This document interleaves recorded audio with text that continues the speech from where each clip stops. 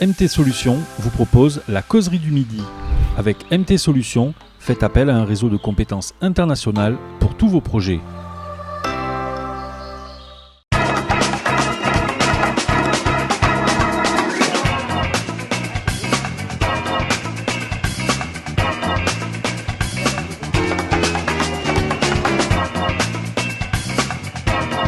Bonjour chers téléspectateurs de la causerie du midi et bon retour sur le plateau du talk show qui vous ressemble.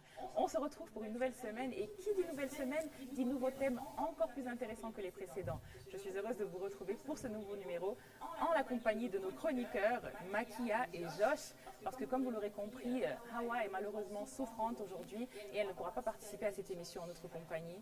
Mais on lui souhaite quand même un prompt rétablissement. Exactement et de revenir très rapidement. Oui. Comment vous sentez-vous? Ça va, et toi? Ça va, ça va. Super. Et la nouvelle semaine? Ça se passe, ça commence bien. Super. Josh? On n'est pas mal plein. En forme. Ah, ça se voit. La forme. Ça se voit. Pourtant, tu m'as l'air endormi. Non, j'ai pas de lunettes, c'est pourquoi. Sinon, je suis en forme. Ok. Pour le thème de la causerie du midi du jour, nous nous sommes intéressés à un phénomène qui grandit de plus en plus dans la société guinéenne. Il s'agit aujourd'hui des rivalités professionnelles. Alors, elles ont plusieurs raisons et on va les découvrir ensemble dans la causerie du midi. Vous êtes prêts? Oui, très près. Allons-y. C'est parti.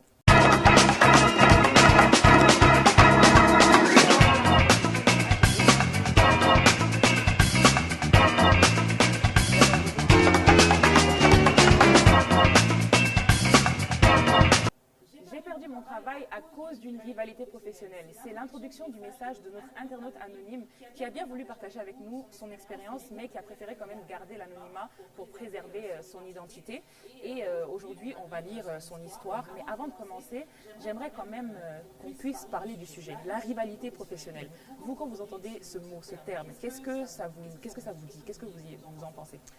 Bon, pour moi, déjà, la rivalité professionnelle, ça existe. Hein. C'est dans toutes les entreprises. Et moi, je vois, bon, moi, mon côté, je trouve un peu que c'est plus basé sur le côté professionnalisme. C'est-à-dire, comment je peux bien expliquer ça en français facile? C'est-à-dire le côté dévouement de la personne et tout. Par exemple, toi, Esther, et moi, on travaille ensemble. Tu vois que je suis plus dévouée que toi. Certes, tu es mon supérieur, mais je travaille plus que toi. Et après, j'ai des compliments, je suis remerciée par mon entourage et tout. Et puis toi, ça te frustre. Ça, c'est une sorte de rivalité. Parce que tu n'arrives pas à accepter que je sois bien, ou plus même meilleur que toi en fait. Il y a une compétition, en fait, qui se crée, une rivalité qui se crée voilà. Sans vraiment raison fondée. Exactement. Et cette rivalité ne vient pas forcément de la personne qui se donne à fond, mais c'est le regard que les gens posent sur cette personne en question. Effectivement. Donc c'est un peu ça. C'est vrai. Et moi, toi, Josh, qu'est-ce que tu penses? Moi, ce que je pense de la rivalité, moi, je le prends sur l'angle d'être un défi. Donc, pour moi, quand quelqu'un est rival à moi, c'est sûrement parce que cette personne veut avoir ce que tu as, ce que j'ai. D'accord. Donc elle se donne la peine peut-être de travailler sans me dire.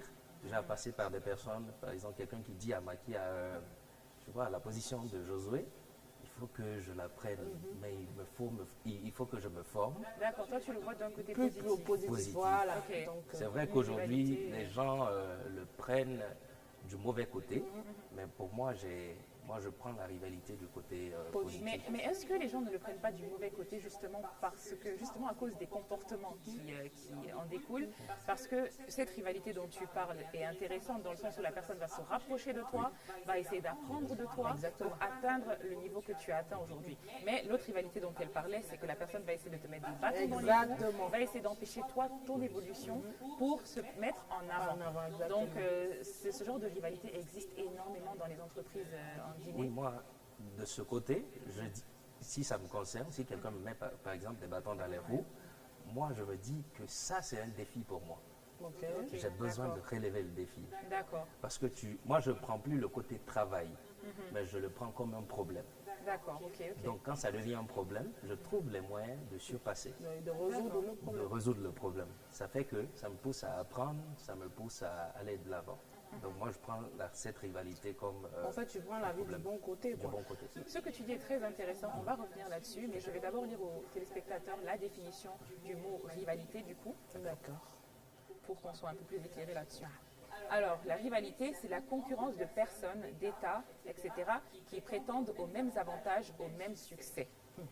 Donc, quelque part, ce que tu dis a du sens, mais aujourd'hui, peut-être que c'est devenu vraiment péjoratif parce que les gens, justement, au lieu de s'inspirer, au lieu de vouloir faire comme la personne, ils veulent justement Détruire la personne. détruire exactement sa carrière. Parce que, par exemple, l'introduction de notre internaute anonyme qui dit qu'elle a perdu son emploi à cause d'une rivalité professionnelle, je vais expliquer un peu plus tard les circonstances, mais c'est que ça peut arriver quand même à des niveaux qu'on ne peut pas contrôler. C'est ça. Toi, tu le vois de manière positive, mais imagine que la personne qui te considère comme un rival le voit vraiment d'un mauvais œil et fait tout pour toi ternir ta carrière ou ternir ta position. Exactement.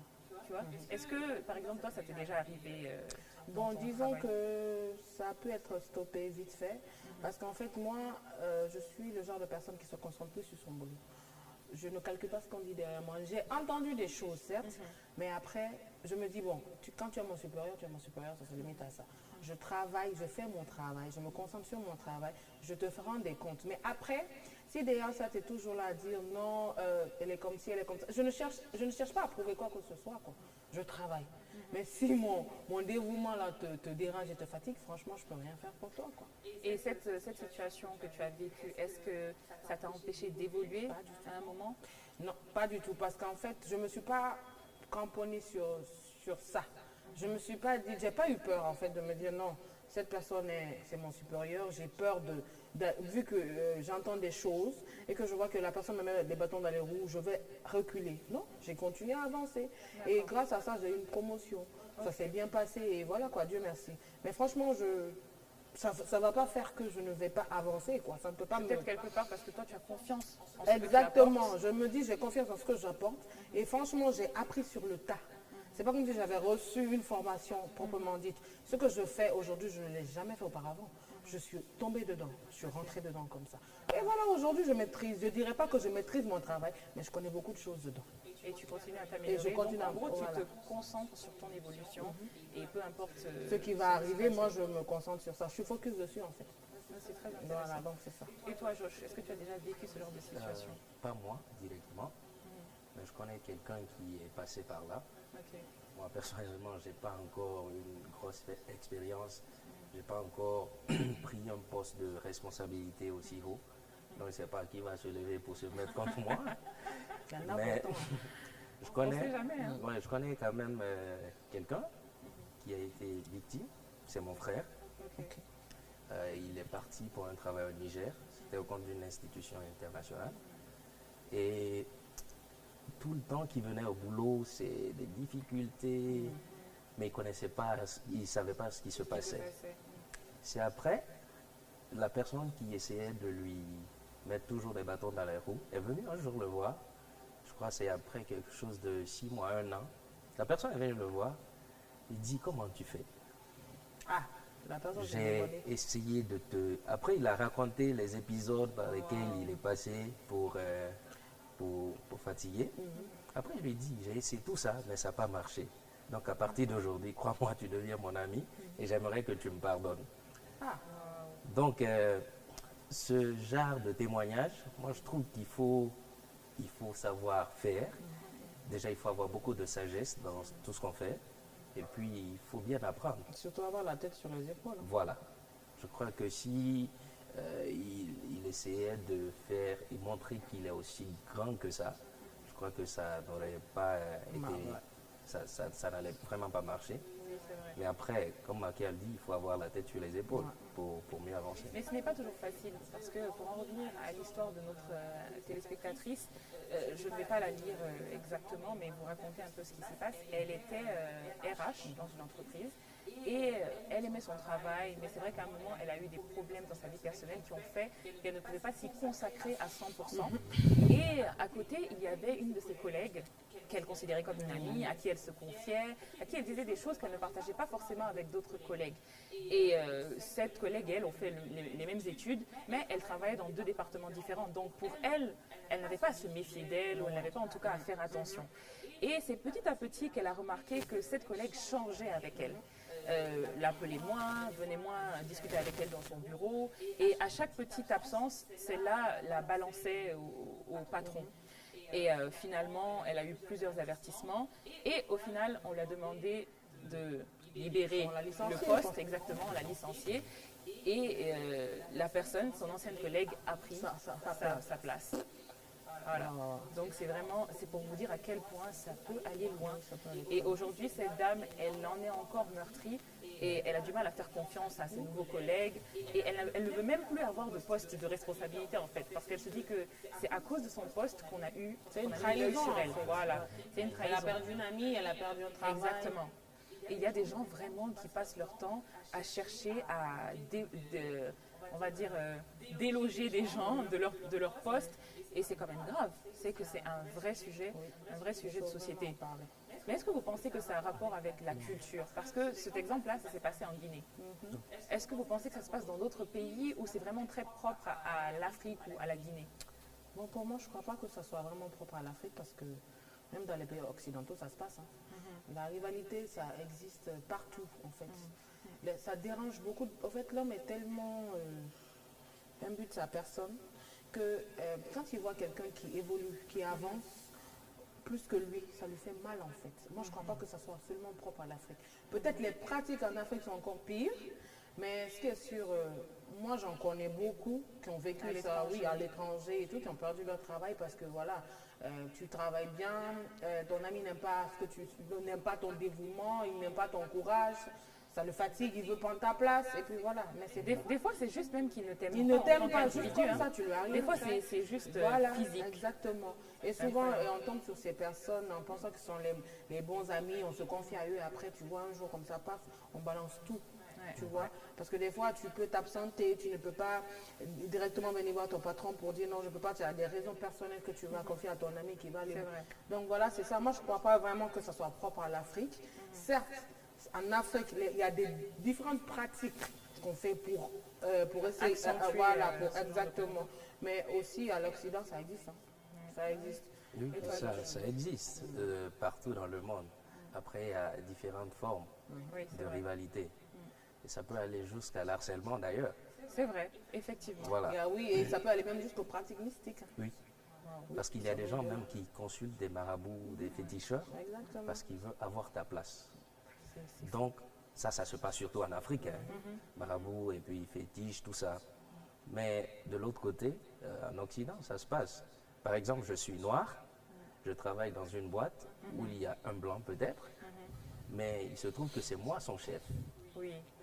Donc, déjà à cause de ma peau, c'est un problème.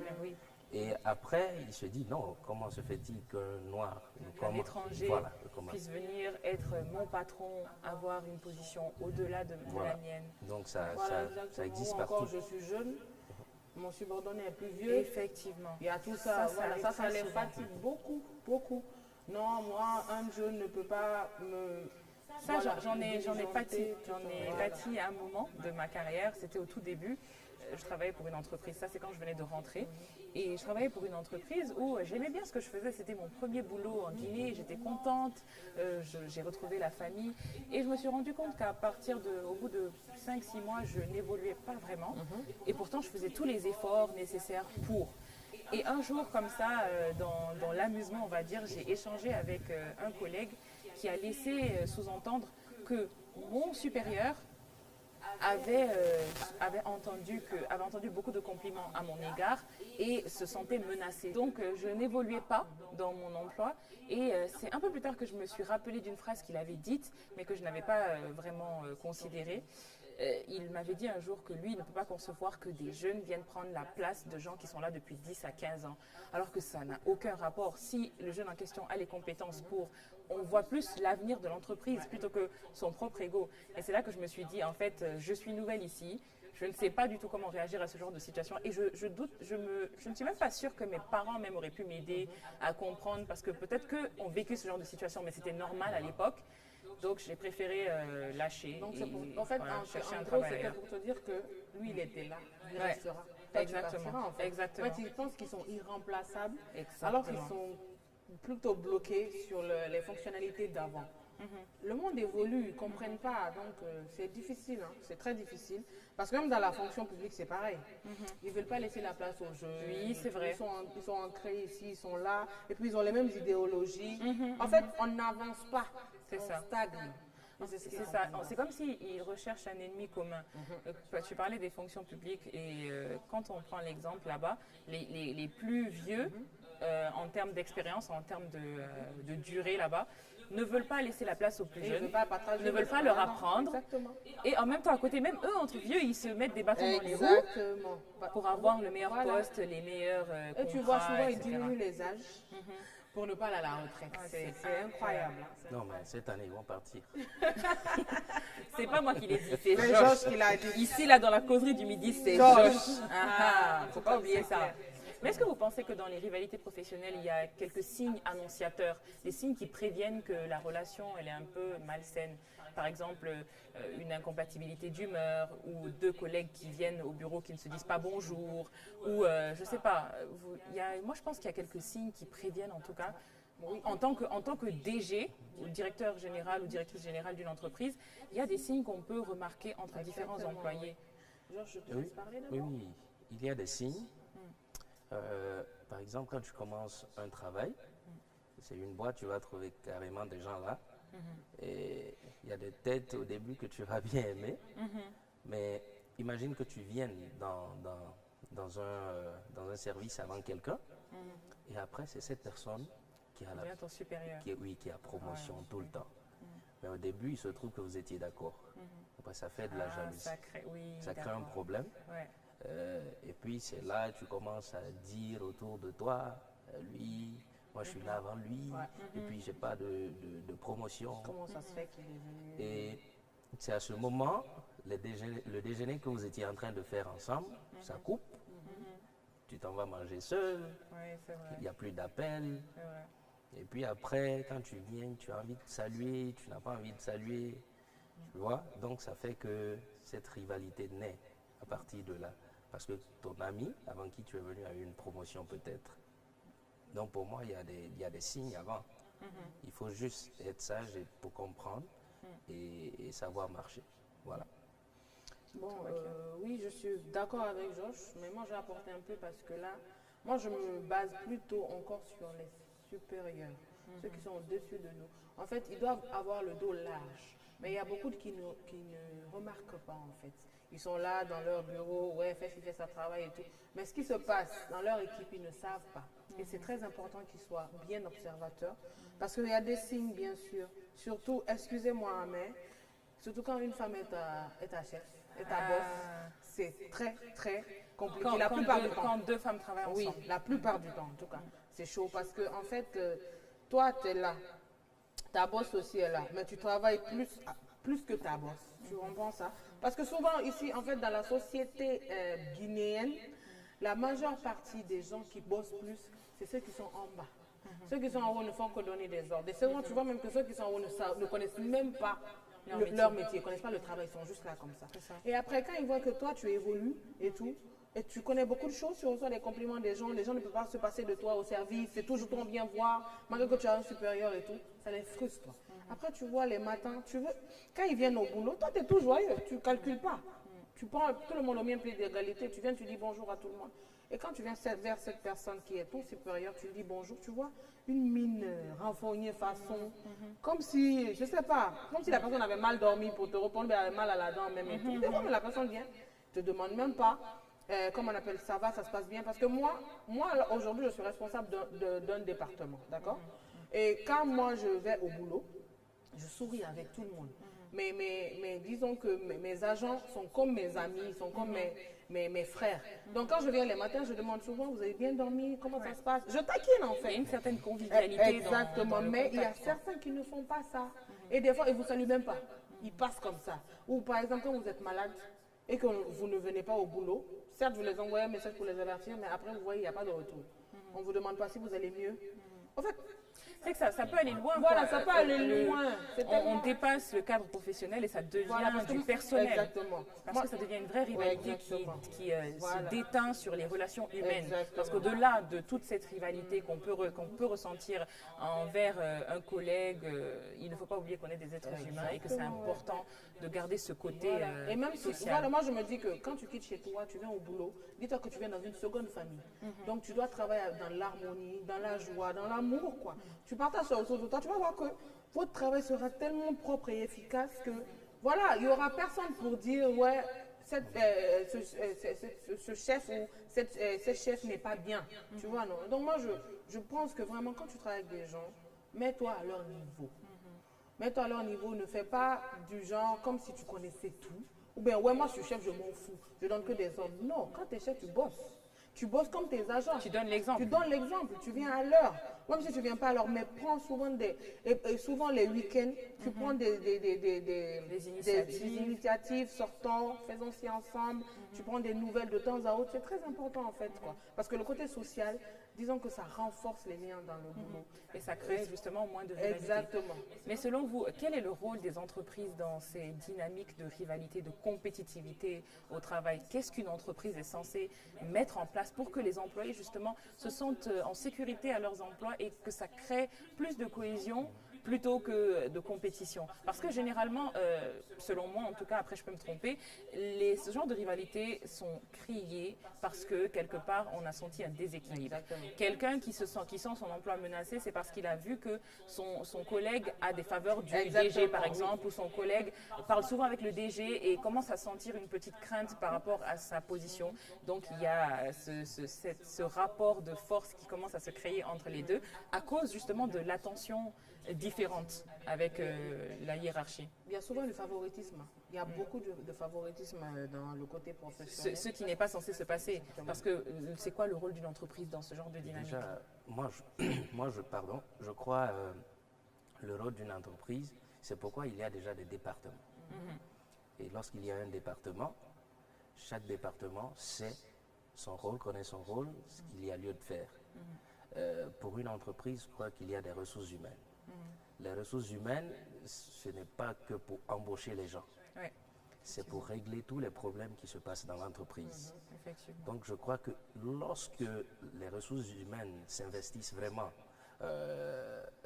se mettent à fond pour régler les problèmes qui se passent dans une entreprise, je crois que ça va. Et sans parti pris. Sans parti pris surtout. Et après, il faut réfléchir à des moments de divertissement pour rapprocher les gens. On a travaillé par exemple pendant 6 mois.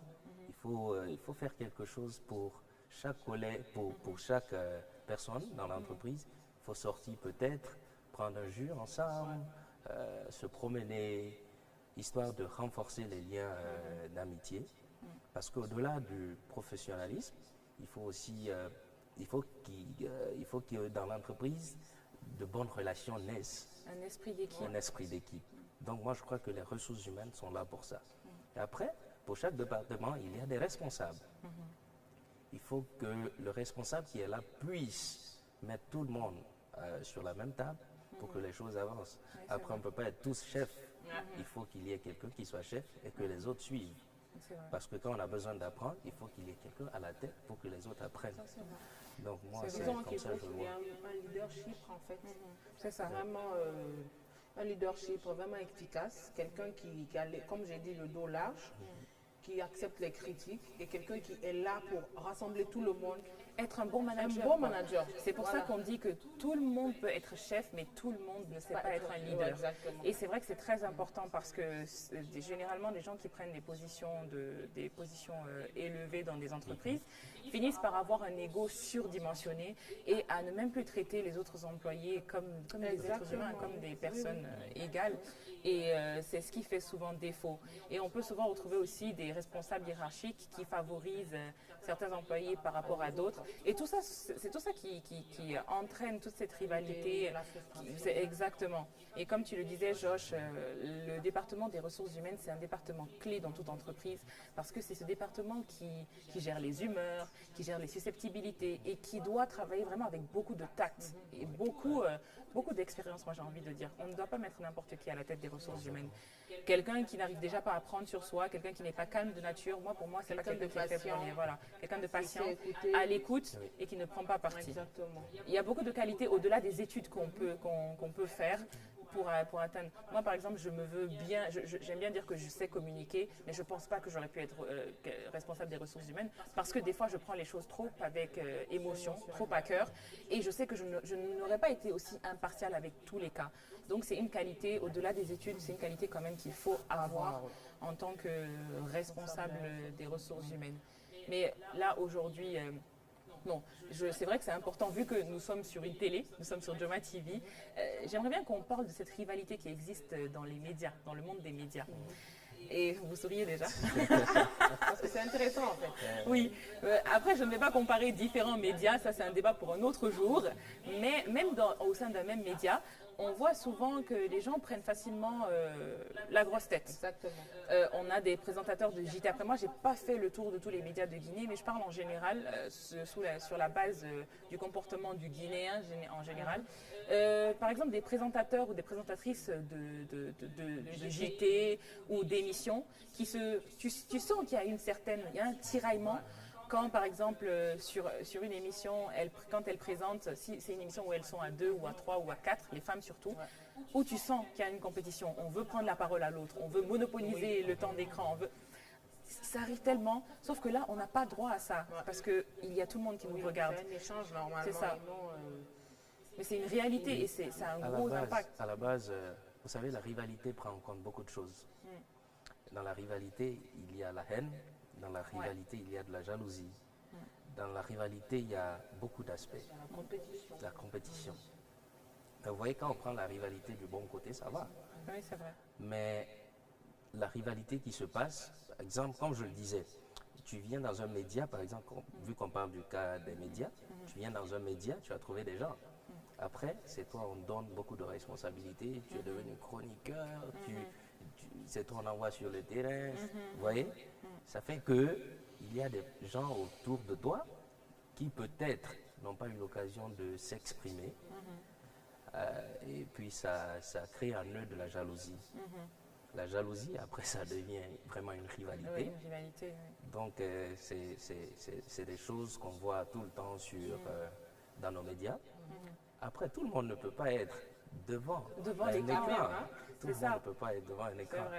Après, il faut aussi prendre en compte le travail que tous ces chroniqueurs, ces journalistes font pour se mettre devant la télé. Effectivement. Parce qu'on ne se lève pas tout d'un coup pour venir présenter le journal ou il y a toute une équipe derrière. Voilà. En fait. Il y a tout un travail qu'ils mettent en œuvre en fait. C'est pas juste, c'est pas Dieu donné, on a aimé leur tête et puis on les a mis dessus. C'est ce qui arrive généralement. Je pense que dans les entreprises, les gens ont du mal à accepter que certains réussissent plus rapidement que parce qu'ils ont les compétences pour et ils font le travail pour. C'est vrai que c'est difficile de se dire « Ah, je ne travaille pas assez » ou « Je n'ai pas assez de compétences ». C'est compliqué de l'avouer, de se l'admettre.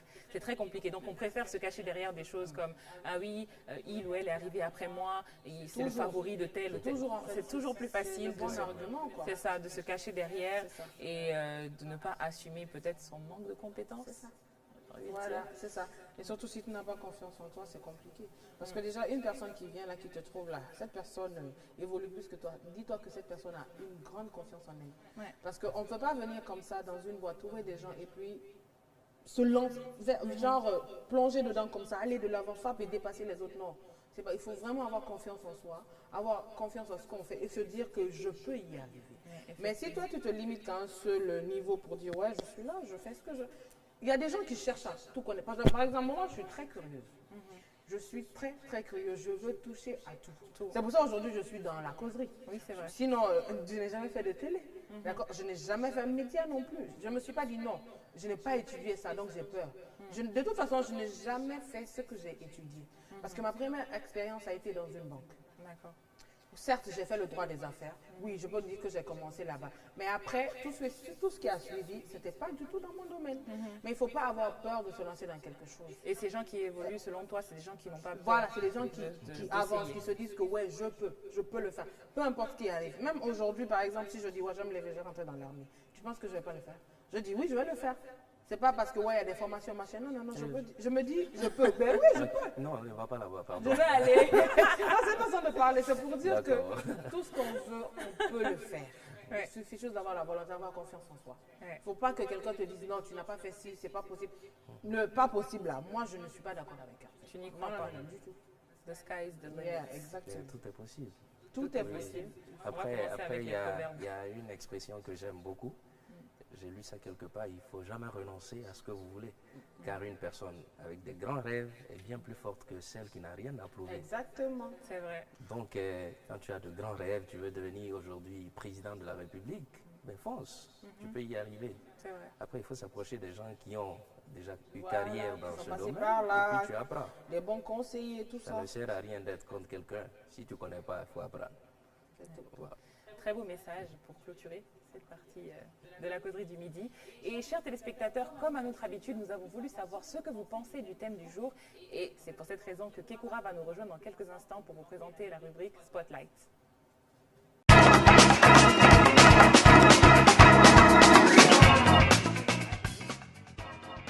Bonjour, Kekura. Bonjour Makia, bonjour Esther, bonjour Bonjour Georges. Kekura.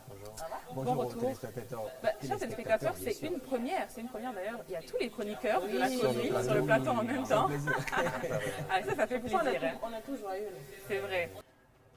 Donc, Kekura, qu'est-ce que les internautes nous ont raconté aujourd'hui? Il y a eu pas mal de réactions sur le sujet dont on les a soumis à réagir Oui, comme oui. d'habitude. La rivalité au justement, travail. La rivalité au travail parce qu'il faut dire que c'est une pratique, je peux dire ça comme ça, qui existe dans le monde professionnel. Donc chacun allait de son commentaire et tout. Donc on a pu recueillir au moins quelques commentaires ou réactions les plus pertinents pour le plus grand plaisir de ceux qui nous suivent à l'instant dans cette édition de la causerie du midi. Voilà. Causerie du midi. Let's go. Alors, On il y a ce premier élément venant de Kabisco qui dit oui, la rivalité existe au travail. Ça dépend du mécanisme du travail et la mentalité des gens. Il y a Abdul Blano Sissoko aussi qui nous dit ceci, oui, dans la mesure où tu es le seul à être apprécié et avoir toujours les éloges de tes supérieurs dans ce cadre, cela va permettre à d'autres collègues de... C'est parce qu'il a voulu dire de rescuer leurs compétences et peut y avoir de la rivalité. Bon, il y a Amadou Ouidjela aussi, comme je l'ai dit, il y a eu plusieurs réactions. Amadou Ouidjela qui dit oui, la rivalité au travail existe et les raisons sont la jalousie et l'égoïsme surdimensionné, l'envie d'avoir la lumière sur soi et pas sur les autres. Il y a Lamine Badral qui dit si, généralement les rivalités, qu'elles soient positives ou négatives, existent toujours. Du bon côté, ça aide, dans le sens où ça motive à faire bien les choses, que ce soit au travail ou ailleurs. Il continue, il dit la concurrence, moi je la trouve bien et intéressante. Il y a aussi de l'autre côté où ça suscite de l'envie, de l'égoïsme, de la méchanceté, j'en passe, qui est plus courante d'ailleurs dans les différents secteurs. Donc, c'est pour paraphraser un peu sa réaction, un peu Il y a kilométrique. beaucoup de témoignages. hein. Beaucoup de témoignages. Il y a Yanké Solanké qui dit la rivalité existe bel et bien au travail dans la mesure où chacun veut se faire voir, se faire plaire. Donc on est directement ou indirectement jaloux de celui qui a le plus de compétences que nous. On est jaloux de celui avec lequel on travaille, dont on est plus âgé. On est jaloux de celui qui fait plus bien le travail que nous. ouais. Donc on continue. Il y a eu tellement de réactions. Il y a Aboubacar Fodé Bangoura qui dit la rivalité au travail existe bel et bien, mais ce n'est pas mal si elle est positive ou constructive, c'est-à-dire si chacun des employés ou rivaux se bat pour s'affirmer à travers le savoir-faire. Cela est une rivalité saine qui va dans l'intérêt d'une entreprise. Donc voilà, il y a eu tellement de réactions. Il y a Balater Mara qui dit la rivalité au travail, lui, s'est limité tout court à dire que la rivalité au travail est fréquente. Et il a raison, et c'est sur ce petit commentaire qu'on va continuer le débat. Moi, je pense que les internautes pensent comme nous. Hein. tout à fait. Ils ont un peu répété ce qu'on a dit. C'est pour dire que quelque part, ça se passe de la même manière partout. Et sur beaucoup d'angles en fait. Sur Exactement. beaucoup d'angles. rivalité positive, comme l'a dit Georges. Et Et comme la l'a rivalité dit saine, qui, Voilà. qui peut être bénéfique parce que dans une entreprise, La concurrence, ça pousse les gens voilà. à se dépasser, à Exactement. s'améliorer. Et du coup, l'entreprise n'en ressort que plus grande encore. Exactement. Et oui, c'est super intéressant. Dernier mot, Josh. La rivalité, vous savez, même dans le football, Uh-huh. avec les équipes, ça existe. Oui, c'est Après vrai, eux, c'est c'est leur monde, c'est du professionnalisme là-bas, donc ça existe. Un coach, par exemple, qui place un joueur et qui dit à l'autre, tu vas attendre la deuxième mi-temps, ça fait problème. Donc partout, ça existe. Ouais, Donc c'est moi, je dis que récurrent. du moment où la rivalité reste saine, ça va. Mais quand ça change, il faut que ça cesse. Ouais, il faut que ça Moi, cesse. je dirais que trop de concurrence aussi, tu l'as vu un peu du travail. Si on se met tout le temps en dualité, trop de Au lieu de se dualité aussi, concentrer sur son travail. ça risque aussi de tuer un peu la résultat. Sinon, moi, la rivalité, je trouve qu'elle est pas mal parce que ça permet, comme les internautes l'ont dit, ça permet un peu de créer cette motivation. Ça revigore un peu l'esprit de bien faire les choses et tout. Donc, ça permet à l'entreprise vraiment de bien se positionner par rapport à tout. Donc, la rivalité, ça existe partout. Il a parlé du cadre de football, c'est vrai. Même dans une équipe, il y a 11 joueurs. Il y a 22. Sur les 22, il y a 11 qui doivent être sur le terrain. Donc, il faut cette lutte, il faut bien montrer des performances qui attirent le coach pour que tu sois titulaire. Même au sein des médias que vous venez d'évoquer, au sein des médias, il y a des animateurs, il y a la section culturelle, c'est par section. Dans chaque section, il y a des acteurs, il y a des animateurs. Donc, les émissions sont conçues en fonction des animateurs. Donc, Et si en fonction des le forces de manager, chacun, exactement, le manager trouve que toi, tu es mieux que l'autre, là, même si c'est la personne, elle est la première personne à qui on a confié l'émission, et qui trouve que la personne n'est pas à la mesure, vrai. on change. Donc, Et c'est le rôle aussi, du coup, comme on le et disait, ça des crée responsables. derrière C'est ça. peut-être de l'animosité pour ceux qui perçoivent cela mal. Si on Tout te est une retire- question de communication. Exactement. À partir du moment où le responsable explique que ça n'a rien à voir Exactement. avec une préférence, mais que simplement pour le concept de cette émission, tel est meilleur que tel, je pense qu'il n'est pas censé avoir de problème. Voilà, chers téléspectateurs, c'est tout pour la causerie du midi. J'espère que vous avez apprécié de passer ce moment en notre compagnie, en la compagnie de nos 3 chroniqueurs qui se sont retrouvés pour la première fois sur le plateau ensemble. Ça fait plaisir. Vous avez aimé? Ça fait Oui, plaisir. beaucoup. On va se revoir encore pour d'autres épisodes. clair, comme c'est ça. clair. On a aimé. Avec ou sans lunettes cette fois-ci. Bon, ça dépendra. On verra. Ça dépendra Ça du dépend. look. On verra. Chaque jour, elle a un nouveau personnage. Ça dépendra Ne fais juste pas l'armée, pardon. Voilà. On sait jamais. Ça pourrait lui aller, hein. Ouais. On demande aux internautes, répondez-nous. Est-ce que vous pensez que l'armée pourrait aller Ouais, à avec ça, Maquia? bien. On va lire ça lors du prochain épisode. J'encourage en tout cas tous les internautes et téléspectateurs à nous envoyer des idées de thèmes parce que qui sait, peut-être qu'ils pourront être les prochains à se retrouver ici sur ce fauteuil et discuter avec nous. En tout cas, c'est très important pour nous parce qu'on veut partager vos expériences, vos histoires. Et moi, j'ai hâte de vous retrouver pour un nouvel épisode de la causerie du midi sur Joma TV. À très bientôt. Au revoir.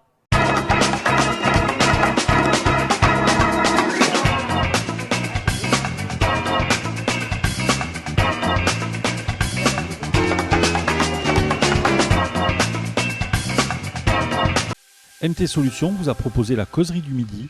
Avec MT Solutions, faites appel à un réseau de compétences internationales pour tous vos projets.